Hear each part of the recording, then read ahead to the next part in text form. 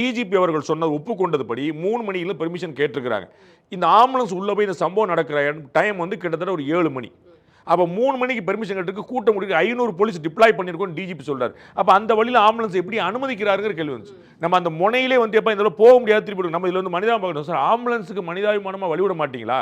ஆம்புலன்ஸுக்கு வழிவிடாம கூட்டம் முக்கியமான கேள்வி வரலாம். சரிங்களா? அப்ப நமக்கு என்ன புரியுது? இந்த கூட்டத்தை தாண்டி ஆம்புலன்ஸ் போறதுக்கு எவ்வளவு நேரம் ஆகும்? சுத்தி போறதுக்கு எவ்வளவு நேரம் ஆகும்? இந்த கூட்டத்தில் வந்து இதுக்கு வந்து பதிலே கிடையாது இல்லையா? நீங்கள் வந்து வெளியில் சுற்றி போனீங்கன்னா அந்த டிஸ்டன்ஸ் மட்டும் தான் கணக்கு. இங்கே வந்து நீங்கள் 100 மீட்டராக இருந்தாலும் 100 மீட்டரில் லட்சம் பேர் உட்காந்துருப்பான்.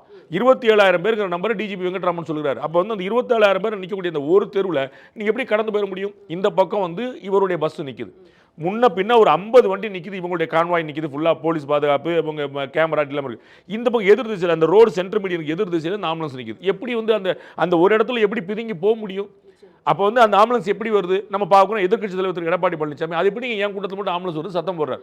7-8 வீடியோவை அவங்க வெளியிடுறாங்க.